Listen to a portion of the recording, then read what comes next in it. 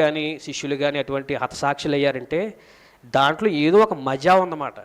చాలామంది అనుకుంటారు సినిమాల్లో మజా ఉందని, లేకపోతే ఆస్తులు కూడబెట్టుకోవటంలో మజా ఉందని, లోకపరంగా ఎంజాయ్ చేయటంలో మజా ఉంది అనుకుంటారు. కానీ క్రీస్తు కొరకు శ్రమ అనుభవించడంలో చాలా మజా ఉంది. మజా అంటే దాన్ని ఏమంటారంటే సంతోషం ఉంది, చాలా కిక్ ఉందంట. చాలామంది ముందు తాగితే కిక్ ఎక్కుతుంది అంటారు కదా, ఆ కిక్ ఉంటుందంట. దేవుని కొరకు మనం కష్టపడి పని చేస్తే, ఆయన కొరకు శ్రమ పడితే అటువంటి కిక్ అంట మనకు వస్తుంది. ఇదే మాట పౌలు గారు అంటారు. ఆయన గురించి విన్న వాటిని చూసిన వాటిని విన్న వాటిని మేము చెప్పలేకుండా ఉండలేకపోతున్నాము అని అంటాడు. అంటే ఏంటి, అలవాటు పడిపోయారు శిష్యులందరూ. ఏంటి, ఆయన గురించి చెప్పకుండా ఉండలేకపోవటం. నేను ముందు తాగకుండా ఉండలేకపోతున్నానంటే దాని అర్థం ఏమిటి, దానికి వ్యసనం అయిపోయాడు. అలాగే మనమందరం కూడా దేవునికి వ్యసనం అయిపోవాలని నేను ఆశపడుతున్నాను అనమాట. ఎప్పుడైతే మనం దేవునికి వ్యసనం అయిపోయామనుకోండి, ఆయన గురించి చెప్పకుండా ఎటువంటి పరిస్థితులు వచ్చినా ఆయన గురించి చెప్పకుండా ఉండలేమట. శ్రమలు వస్తాయి. రేపు మన ఆ కోనసీమ జిల్లాలో ఇటువంటి మన ప్రాంతంలో ఇటువంటి వాతావరణంలో ఎదిగిన వచ్చినా రావచ్చు, చెప్పలేము. వచ్చినా కానీ మనం దాని కొరకు నిలబడే పరిస్థితిలో ఉండాలి. పౌలు గారు ఒక మంచి మాట అంటాడు, నాకు ఇష్టమైన మాట. చూడండి ఒకసారి 2 కొరింథీ పత్రిక 4వ అధ్యాయంలో 8వ వచనంలో చక్కని మాట అంటాడు. శ్రమలు వస్తాయి. శ్రమలు వచ్చినప్పుడు మనకి ఎటుపోయినను శ్రమపడుచున్నను ఇరికింపబడిన వారము కాము, అపాయములోనున్నను కేవలము ఉపాయము లేని వారము కాము. మనకి శ్రమలు వస్తాయి, అపాయాలు వస్తాయి, కానీ ఉపాయము లేని వారు కాము. దేవుడు ఖచ్చితంగా మనల్ని తప్పిస్తాడండి. శ్రమ వచ్చిందని చెప్పి మనం దేవుని పనిని చేయకుండా అందరి వ్యక్తుల్లాగా బయట వ్యక్తుల్లాగా మనం కూడా స్వార్థకి వెళ్లకుండా మనం ఇంట్లో ఉండిపోయామనుకోండి, మనం క్రీస్తుని నమ్మినందుకు ఎటువంటి ఉపయోగం లేదండి. అసలు మనం క్రీస్తు వారము కాము చెప్పాలంటే. సో శ్రమ వచ్చినా కానీ అపాయం వచ్చినా కానీ మనం ఏంటి, ఉపాయము లేని వారము కాము. ఇంకా అంటాడని కిందకు చూస్తే అసలు ఈ శ్రమ ఎందుకు పడుతున్నాము అనే విషయాన్ని తెలియజేస్తున్నాడు. చూడండి 11వ వచనం చూద్దామమ్మా. ఎలా అనగా యేసు యొక్క జీవము కూడా మా మార్చ శరీరముతో ప్రత్యక్షపరచబడినట్లు సజీవులమైన మేము ఎల్లప్పుడూ యేసు నిమిత్తము మరణమునకు అప్పగింపబడుచున్నాము. కావున మాలో మరణమును మీలో జీవమును కార్యసాధకమగుచున్నవి. మాలో మరణమంట, మీలో జీవమును కార్యసాధకమగుచున్నవంట. వాళ్ళు అలా శ్రమ పడటము, వాళ్ళు అలాగా మరణించటము ఎదుటివారు అంటే ఎవరైతే విశ్వాసులు ఈ యొక్క దృశ్యాన్ని చూస్తున్నారో, దృశ్యాన్ని వింటున్నారో వాళ్ళ జీవం కలగటాకంట. ఇప్పుడు మనం ఈ దాడులన్నీ చూస్తున్నాం కదా, ఈ దాడులన్నీ చూస్తున్నాం, మనకి ఏం కలుగుతుంది, ఐక్యతగా ఉండాలి. ఇంతకుముందు ఈ ఐక్యతలో ఉండేది సంఘంలో. ఎక్కడ మన ఏరియాలో ఏ సంఘాలు కూడా ఒక సంఘంలో మీటింగ్ జరిగితే ఒక సంఘం వెళ్ళేది కాదు, మా సంఘం కాదనుకునేవారు. కానీ ఇప్పుడు ఇక్కడేమో కానీ రాజమండ్రి ఆ పరిసర ప్రాంతంలో అన్ని సంఘాలు కలుస్తున్నాయండి ఇప్పుడు. ఎందుకంటే మన మీద దాడి జరుగుతుంది. ఆ శిష్యులు ఆ యొక్క సేవకులు అలాగే హింసింపబడుతున్న కారణం ఏంటి, మనలో జీవం కలగటానికి. చచ్చిపోయిన మనలో ఆ జీవాన్ని మళ్ళీ రీఫ్రెష్ చేయడానికి, రీబూట్ చేయడానికి అటువంటివి జరుగుతున్నాయి. మనము కూడా ఈ యొక్క ప్రాంతాల్లో మనం ఐక్యత రావాలంటే మనం కూడా సువార్త నిమిత్తమే పోరాడాలి, సువార్త నిమిత్తమే శ్రమ పడాలి. కనుక మనందరము సువార్త యొక్క బాధ్యతను మనం గుర్తెరగాలి. మనమందరం క్రీస్తు రక్తం చేత కడగబడిన వారము సంఘంలో చేర్చబడిన వారమే. అయితే ఎందుకు కడగబడ్డాము, ఎందుకు చేర్చబడ్డాము అనే యొక్క బాధ్యతను మనం అందరం గుర్తెరగాలి. అప్పుడు గుర్తెరిగినప్పుడు మన యొక్క జీవిత పరమార్థం ఏంటో మనం చూసుకోగలుగుతాం. ఈరోజు ఒక పొడిచివాడు, క్లుప్తంగా నేను ఒక చిన్న టాపిక్ చెప్పి ముగిస్తాను. ఒక పొడిచివాడు ఉన్నాడండి బైబిల్లో. పొడిచివాడు చాలా పరిచర్య చేసేవాడు అన్నమాట. బర్నబా గారికి కానీ, పౌలు గారికి కానీ, పేతురు గారికి కానీ చాలామంది సేవకులకు పరిచర్య చేసిన ఒక పొడిచివాడు. అంటే యవ్వన ప్రాయంలోనే దేవుని తెలుసుకున్న వ్యక్తి అన్నమాట. ఆ వ్యక్తి ప్రారంభంలో ఎలాగున్నాడు, మధ్యలో దేవుని నుండి విడిచిపోయి వెళ్ళిపోతాడండి. తర్వాత మళ్ళీ దేవుని దగ్గరకు వస్తాడు. వచ్చిన తర్వాత దేవుని కొరకు ఎలా నిలబడ్డాడు ఒక వ్యక్తి గురించి మనం ఈరోజు చూసుకుని ఈ వర్తమానాన్ని ముగించుకుందాం. చూడండి, మార్కు సువార్త 14వ అధ్యాయము 51వ వచనం. ఎవరా వ్యక్తి? ఆ వ్యక్తి ప్రారంభంలో అంత పరిపూర్ణంగా లేడు, దేవుని విషయంలో పారిపోయాడండి ఒక విషయం. చూడండి, మార్కు సువార్త 14వ అధ్యాయం 51వ వచనంలో నేను చదువుతానండి, వినండి. తన దిగంబర శరీరము మీద నారబట్ట వేసుకొని ఉన్న ఒక పొడుచువాడు ఆయన వెంట వెళ్ళుచుండగా వారు అతనిని పట్టుకునిరి. ఎవరండి ఇతను? మార్కు సువార్త 11:51లో ఉన్న ఈ వ్యక్తి ఎవరంటే పడుచువాడైన మార్కు. అందరికీ తెలుసు కదండి. మార్కు సువార్త క్రీస్తు శకం 65 నుంచి 70 మధ్య కాలంలో రాయబడిందండి. ఈ మార్కు గారు పేతురు గారి యొక్క బోధనను బట్టి, ఆయన సాక్ష్యాన్ని బట్టి పరిశుద్ధాత్మ ప్రేరణతో రాసిన సువార్త ఈ మార్కు సువార్త. ఈ మార్కు సువార్త ఎక్కువగా అన్యజనుల కోసం రాయబడినట్టు మనకు బైబిల్ చరిత్రలో కనబడుతుంది. అదేవిధంగా క్రైస్తవులను ప్రోత్సహించే విధంగా కూడా రాసినట్టు మనకి కనబడుతుంది అన్నమాట. ఈ మార్కు గారు ప్రారంభంలోనంట గెత్సెమనే తోటలో యేసుక్రీస్తు ప్రభువారిని పట్టుకుని సిలువ వేయటానికి పట్టుబడినప్పుడు మార్కు గారంట నారబట్ట కట్టుకుని ఉన్నాడంట. అప్పుడు అతను కూడా పట్టుకుందామని ప్రయత్నం చేసేటప్పుడు నారబట్టి ఊడిపోయినా కానీ దిగంబరుడిగా పారిపోయాడంట. అంటే ప్రారంభంలో మనకు మార్కు ఎలా కనబడుతున్నాడండి? పరిపూర్ణ వ్యక్తిగా కనపడట్లా. అంటే అలా అని చెప్పి అతను తప్పు వ్యక్తి అని కాదు. ప్రారంభంలో మనం చూస్తేనండి శిష్యులు కూడా క్రీస్తు శిలువ మరణము అంతవరకు కూడా పరిపూర్ణంగా లేనట్టు, కొంచెం అంటే పూర్తిగా జ్ఞానంగా లేనట్టు, అక్కడక్కడ కొంచెం బిత్తరగా ఉన్నట్టు మనకు కనపడతారు. మార్కు గారే కాదు, మిగతా శిష్యులు కూడా చాలామంది పారిపోయారు. ఆ పారిపోయిన వ్యక్తులు మార్కు గారే కూడా ఉన్నారు. ఎప్పుడైతే క్రీస్తు పునరుద్ధానం అయితే జరిగిందో అక్కడ నుండి శిష్యుల యొక్క సెకండ్ హాఫ్, అంటే శిష్యుల యొక్క నూతన జీవనం ప్రారంభమవుతుందండి. సిలువ యాగం జరిగేంతవరకు ఒకలా ఉంటుంది వాళ్ళ జీవితం. పునరుద్ధానుడే లేచిన తర్వాత శిష్యుల యొక్క జీవితం మారిపోయిందండి. ఎంతలా మారిపోయిందంటే ప్రతి ఒక్కరు హతసాక్షులు అయిపోయారండి దేవుని కొరకు.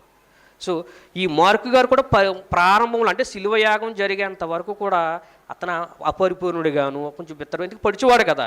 ఇప్పుడు పడిచేవాళ్ళు ఎలా ఉన్నారు చెప్పండి? ఎవరైనా దేవుని మాట వింటున్నారా? అది ఎవ్వరు వినట్లేదు. కానీ ఆ కాలంలో పొడిచేవాడు దేవుని మాట విన్నప్పటికీ పరిపూర్ణంగా లేడు కాబట్టి దిగంబరుడిగా పారిపోయాడంట. అంటే పరిపూర్ణంగా లేడు. దిగంబరుడిగా పారిపోయిన వ్యక్తి మార్కు సువార్త ఎలా రాయగలిగాడు? అంటే ఏ స్టేజ్లో ఆయన ఎదిగాడు చూడండి సువార్త విషయంలో దేవుని కొరకు. ప్రారంభంలో పారిపోయిన మార్కు గారు చివరకు వచ్చేసరికండి మార్కు సువార్త రాయగలిగాడండి. మార్కు సువార్త రాయగలగడానికి ఏం కారణమైంది? ఆయన్ని దేవునిలోకి నడిపించిన వ్యక్తి ఎవరంటే బర్నబా గారండి. బర్నబా గారు మన అందరికీ తెలుసు కదా. బర్నబా గారు ఎవరంటే మార్కు గారికి బంధువు. చూడండి ఆ వాక్యాన్ని చదువుదాం మనం. అపోస్తుల కార్యములో మార్కు బర్నబా గారి గురించి రాయబడి ఉంటుందండి. కొలసీల పత్రిక 4:10 అండి. కొలసీల పత్రిక 4:10 ఈ బర్నబా గారు ఎవరంటే మార్కు గారికి బంధువు అని ఉంటుందండి. కొలసీల పత్రిక 4:10 నాతో కూడా చెరలో ఉన్న అర్తిస్తార్కును బర్నబాకు సమీప జ్ఞాతి అయిన మార్కు. సమీప జ్ఞాతి అంటే బంధువు అని అర్థం అండి. బంధువు, చుట్టం అని అర్థం వస్తుంది అన్నమాట. మీకు వందనములు చెప్పుచున్నారు. ఈ మార్కును గురించి మీరు ఆజ్ఞలు పొందుతారు. ఇతడు మీ యొద్దకు వచ్చిన ఇతను చేర్చుకునుడి. ఎవరంటే ఈ బర్నబా గారు ఎవరంటేనండి, బర్నబా గారికి మరో పేరు ఉందండి, హెచ్చరిక పుత్రుడని, ఆదరణ పుత్రుడని. ఎందుకంటే ఇతను హెచ్చరించి సంఘాలను స్థిరపరిచేవాడంట. సమయం లేదు కాబట్టి నేను రిఫరెన్స్లు తీయట్లేదు, ముందుకు సాగిపోతున్నాను. ఇతను ఎవరంటే సంఘాలను హెచ్చరించి క్రీస్తులో స్థిర హృదయంతో వాళ్ళని స్థిరపరిచేవాడంట. హెచ్చరిక పుత్రుడును, ఆదరణ పుత్రుడును. ఈ బర్నబాకు ఉన్న మనసు ఏంటంటే, ఎవరైనా సపోజు నేను ఉన్నాను అనుకోండి, నేను దేవునిలో సువార్థికుడిగా సేవకుడిగా ఉన్నానండి, మధ్యలో నేను కొంచెం దేవునికి దూరమైపు పడిపోయాను అనుకోండి, బర్నబా గారు నా గురించి నెతుక్కుంటూ వచ్చి మళ్ళీ దేవునిలో చేర్చాలని మనసు కలిగిన వ్యక్తి మాట. అంటే ఎవ్వరూ నశించిపోకూడదు. నీతిమంతుడు పడిపోతాడా లేనన్నా? పడిపోతాడు. పడిపోయినను మరలా లేస్తాడని ఉంది కదా. సో పడిపోయిన ఆ నీతిమంతులను కూడా మరలా ఆయన దేవుని కొరకు నిలబెట్టే శక్తి కలిగిన దైవజనుడు మాట. అటువంటి బర్నబా గారే మార్కు గారిని దేవునిలోనికి నడిపించిన వ్యక్తి. దేవునిలోకి నడిపించిన ఈ మార్కు గారు మధ్యలో ఏమైపోయాడంటే దేవుని నుండి వెనుదిరిగిపోతాడు. చూడండి ఆ వాక్యాన్ని చదువుదాం మనం. దేవుని నుండి వెనుదిరిగిపోయిన మార్కు దేవుని నుండి వెనుదిరిగిపోతాడండి. అప్పుడు బర్నబా గారికి పౌలు గారికి ఒక డిస్కషన్ వస్తుంది. అంటే పౌలు గారు బర్నబా గారు కలిసి సువార్త ప్రయాణాలు చేస్తారు. సువార్త ప్రయాణాలు చేస్తున్నప్పుడు ఈ మార్కు గారిని కూడా తనతో పాటు వెంట పెట్టుకుని తీసుకెళ్ళేవారు. తీసుకెళ్ళిన ఆ మార్కు గారు మరి ఏమైందో తెలియదు, పరిచర్య చేసేవాడు, చక్కగా సేవకులకి ఏమేమి కావాలో చూసుకునేవాడు, సంఘంలో వాడబడేవాడు, సంఘంలో ఏ పనైనా చేసిన వ్యక్తి మాట ఈ మార్కు గారు. మరి అటువంటి మంచి మనసు కలిగిన ఈ మార్కు గారికి మధ్యలో ఏమైందో తెలియదు, ఏమైపోయాడు? వెనుదిరిగి దేవుని నుండి దూరం అయిపోయాడు. చాలామంది మనం కూడా అంతే కదండి, మనకు అవకాశం ఇవ్వలేదని, పాస్టర్ గారు నన్ను పేరెట్టు పిలవలేదు, ఆ పలానా వ్యక్తినే పిలిచారు. ఒకసారి గుర్తుండొచ్చు, ఒకసారి గుర్తుండవచ్చు. ఈ స్టేజ్ మీద అనుకోండి, నేను చాలా రెఫరెన్స్లు మర్చిపోతాను. చాలా ప్రిపేర్ అవుతాను, కానీ వాక్యం చెప్పేటప్పుడు ఆ గుర్తుకురా మర్చిపోతాను. కొన్ని ఎగ్జాంపుల్స్ అనుకుంటాం, కొన్ని ఉదాహరణలు చెప్పాలనుకుంటా, అవి కూడా మర్చిపోతాం. ఇంతమంది జనం క్రౌడ్లో ఉన్నప్పుడు కొన్ని విషయాలు మర్చిపోవచ్చు, సహజం, అది మనం అనుకునే లక్షణం అది. సో నన్ను పేరెట్టు పిలవలేదు, నన్ను పైకి రమ్మనలేదు, నాకు ప్రార్థన అవకాశం ఇవ్వలేదు, నాకు పాట అవకాశం ఇవ్వలేదు అని చాలామంది నుంచి సేవకుడి మీద అలిగి ఏం చేస్తారు, సేవకుడి మీద అలిగి సంఘానికి దూరం అయిపోతారు. అక్కడ నష్టపోయేది ఎవరు? సేవకుడే చెప్పండి. సేవకుడి గారు నష్టపోయేది ఎవరు? విశ్వాసి. ఆయన ఈరోజే అవ్వకపోవచ్చు, ఈరోజు అందరికి ఒకసారి అవకాశం ఇవ్వాలంటే అవ్వదు కదండి. ఒక గంట టైం ఉందండి, ఆ గంటలో అందరికీ అవకాశం ఇవ్వాలంటే అవుతుందా? సమయం సరిపోదు. కాబట్టి ఒక్కోసారి ఒక్కొక్కరికి అవకాశం ఉంటుంది. దేవుడు ఇస్తాడు అవకాశం, సేవకులు కాదు. సేవకుల ద్వారాగా దేవుడు అవకాశం ఇస్తాడు. మన హృదయ స్థితిని బట్టి, మనం ఎలా ఉన్నాము, మన మైండ్ సెట్ ఎలా ఉంది, మన హృదయ స్థితి ఎలా ఉంది, ఇతను నా కొరకు పని చేస్తాడా అని దేవుడు క్వాలిఫికేషన్ చేసుకుంటాడు. క్వాలిఫికేషన్ చూస్తాడు. చూసి ఎవరికి అవకాశం ఇవ్వాలో ఆ సమయం కొద్దీ దేవుడు అవకాశం ఇస్తాడు. దీన్ని బట్టి మన సేవకుల నుంచి సంఘానికి దూరం అయిపోవటం, దేవునికి దూరం అయిపోవటం, దానివల్ల నష్టపోయేది ఎవరంటే మనమే నష్టపోతాం. కనుక మార్కు గారు ఏమనుకున్నారో తెలియదు, మరి ఆయనకి ఏం జరిగిందో తెలియదు. సేవలు అంటే లగ్జరీ లైఫ్ ఉంటుంది అనుకున్నారేమో. మరి ఇక్కడ పౌలు గారు, బర్నబా గారు ఏమో కాలినడకన, తిండి లేకపోయినా ఏమి లేకపోయినా ఇంకా సువార్త చెప్పుకుంటూ వెళ్ళిపోతూ ఉంటారు. పొద్దున మొదలెట్టుకుని సాయంత్రం వరకు అలా సువార్త చెప్పుకుంటూ వెళ్ళిపోతున్నారేమో. తిండి లేదనో లేకపోతే ఏదో కంఫర్ట్ జోన్ లేదని అనుకున్నాం వెనక్కి వెళ్ళిపోయి ఉంటాడు. మేము ఒకసారి అరకులో ఉదయం 6ంటికి స్టార్ట్ చేసామండి. అక్కడికి ఏమి ఉండవు, ఏమన్నా పట్టుకెళ్తే మేమే వండుకోవాలి, మేమే తినాలన్నమాట. రోజు నైట్ రీచ్ అయిపోయిన తర్వాత పుల్లలన్నీ మంచు తుఫాన్ ఎలా పడుతుందండి, వర్షం ఎలా పడుతుంది అలా పడుతుంది. పుల్లలన్నీ తడిచిపోయాయండి. పొద్దున వండుకోవడానికి మాకు అసలు అవకాశమే లేదు. ఇంకా టైం అయిపోతుంది సువార్త చేయాలని చెప్పి ఉదయం 6 నుంచి అండి సాయంత్రం 6 వరకు ఏమీ తినకుండా ఓన్లీ వాటర్ బాటిల్స్ ఒకటే మా దగ్గర ఉన్నాయి. అక్కడక్కడ చిన్న చిప్స్ ప్యాకెట్లు అయ్యి అక్కడక్కడ ఎవరెవరు ఇచ్చి దొరికినాయి. వాటితోనే ఉదయం 6 నుంచి సాయంత్రం 6 వరకు సువార్త చేసామండి. దేవుడు ఆ శక్తిని ఎలా ఇచ్చాడో మాకే తెలియదండి. కొండలు ఎక్కటం దిగటం 6 తర్వాత సాయంత్రం భోజనం చేసామండి. సో ఇలాగా మనమే ఎంతలా కష్టపడుతుంటే మరి ఆ కాలంలో మేము ఇంకా ట్రాన్స్పోర్ట్ మీద వెళ్ళాం, కార్ల మీద, వ్యాన్ల మీద వెళ్ళాం. కానీ ఆ రోజు పౌలు గారు కానీ ఈ శిష్యులు కానీ ఎంత కాలినడకని ఎంత కష్టపడి ఉంటారు. ఈ కష్టమంతటిని చూసి మార్కు గారు ఏమనుకుని ఉంటారు, అయ్యి బాబు నా వల్ల కాదు బాబు, ఇది లగ్జరీ లైఫ్ ఉంటుంది, వెళ్తూ ఉంటే ఇది కానుకలు వచ్చేస్తాయి, ప్రశాంతంగా ఉండొచ్చు, హాయిగా 3 పూటల భోజనం వచ్చేద్దాం అనుకున్నాడు మార్కు గారు. చాలామంది అలా అనుకుంటారు కదా, మన పాస్టర్ని కొత్త బట్టలు వేసుకోవడం చూసి, మంచి కార్లో తిరగటం చూసి, అబ్బాయిల దగ్గర బోల్డ్ డబ్బులు వస్తాయి, కానుకలు వచ్చేస్తాయి, గల్ఫ్ నుంచి పంపేస్తారు అనుకుంటాం. అది ఏమి ఉండదండి. నేను కూడా మీటింగ్లకి వెళ్తాను కదండి. ఒకసారి మేము నా దగ్గర 500 ఎట్టుకుని ఒక దూరమైన ప్రాంతంకి వెళ్ళానండి. పాపం అక్కడ చిన్న సంఘం, వాళ్ళ దగ్గర కానుక కూడా తీసుకుబుద్ధి అవ్వేసరికి కానుక తీసుకెళ్ళేది వచ్చేసాను. సో ఇటువంటి సిచ్యువేషన్ చాలా ఉంటాయండి.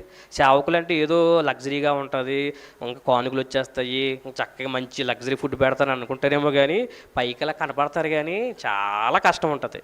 సో అటువంటి కష్టాన్ని చూసి మార్కు గారు అయ్య బాబు నా వల్ల కాదని చెప్పి వెనక్కి వెళ్ళిపోయిన మళ్ళీ మార్కు గారిని బర్నబా గారు మళ్ళీ హెచ్చరించి, మళ్ళీ ఆయన్ని సంధించి మళ్ళీ దేవుని వైపు తీసుకొచ్చిన వ్యక్తిగా మనకి బైబిల్లో కనపడతాడు.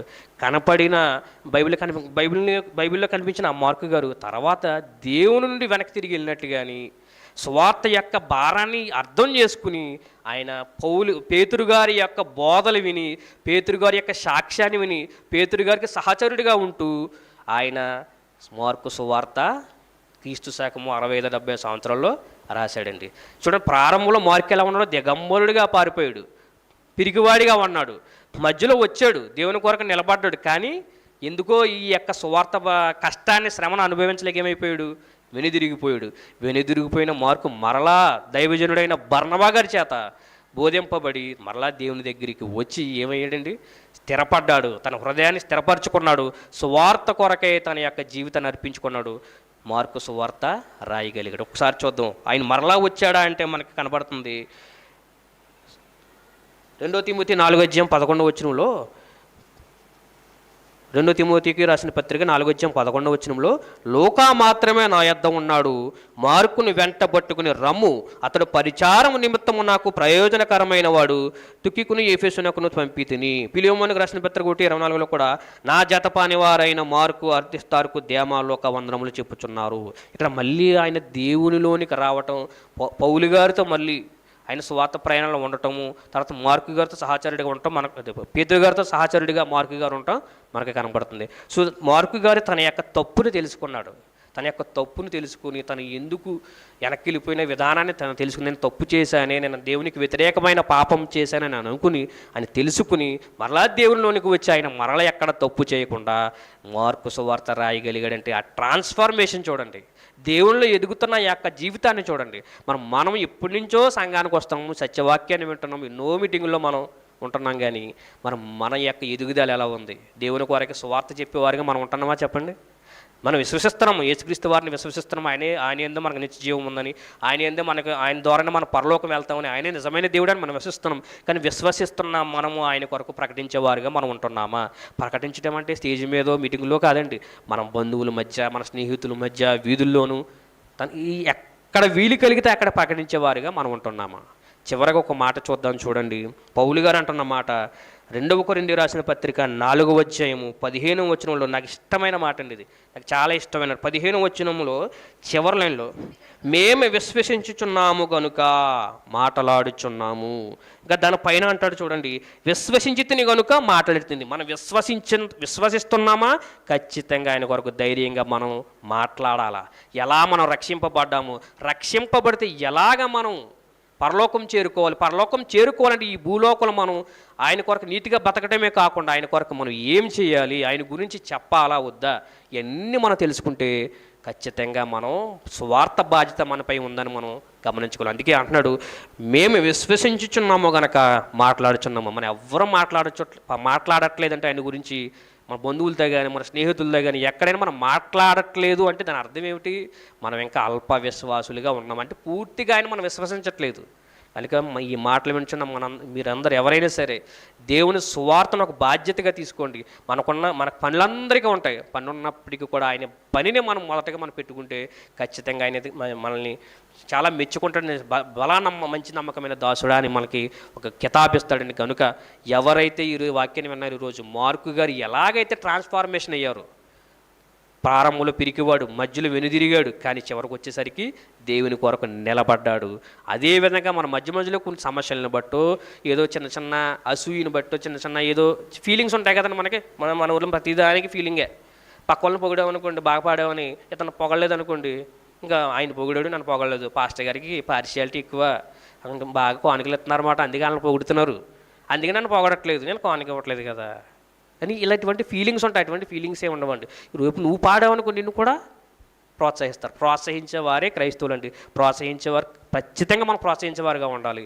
దేవుడు మనల్ని ప్రోత్సహిస్తాడు దైవజీవనం ద్వారా. కాబట్టి మన ట్రాన్స్ఫర్మేషన్ దేవుళ్ళ దినదినం ఎదగాలి. సమస్యలు వచ్చినాయను లేదా సంఘానికి ఒక విషయాన్ని నేను చెప్పాలనుకుంటున్నాను. సంఘం నాకేమి ఇచ్చిందని కాదు, కానీ సంఘానికి నేనేమి ఇచ్చాను అంటే కానుకలనే కాదు, సంఘానికి నీ సమయం ఇస్తున్నావా, ఈ పనులు చేయడానికి కానీ, మీటింగ్స్లో పనులు చేయడానికి కానీ, సంఘానికి నేనేమి ఇస్తున్నాను, సంఘానికి నా బాధ్యత ఏంటి, సంఘంలో నా బాధ్యత ఏంటి అని మనసు కలిగి ఉంటే ఖచ్చితంగా దేవుడు ఖచ్చితంగా మనల్ని మెచ్చుకుంటాడండి. కనుక ఈ మాటలు వింటున్న ఈరోజు మీరు అందరూ కూడా, ఈ మాటలు విన్న మనందరం కూడా మార్కు గారు ఎలాగైతే దేవుళ్ళు ఎదిగారో, స్థిరపడ్డారో, మనం కూడా ఎక్కడైతే మనలో తప్పులు ఉన్నాయో అన్నీ సరి చేసుకుని, అతిక్రమలు దాచిపెట్టేవాడు వద్దులకి దాన్ని విడిచిపెట్టేవాడు కనికరం పొందుతాడు. కాబట్టి మనందరం ఎక్కడైతే మనం తప్పులు చేసామో, ఎక్కడైతే సువార్తకి ఆటంకంగా ఉన్నామో, సువార్తకి మనం సహకారిగా లేకపోతున్నామో, సువార్త పనిలో మనం పాలిభాగస్తులు కాలేకపోతున్నామో ఒకసారి పరిశీలించుకుని ఆ సువార్త పనిలో మనం పాలిభాగస్తులు ముందుకు సాగే కృపణ దేవుడు మనందరికీ దయచేయునుగాక.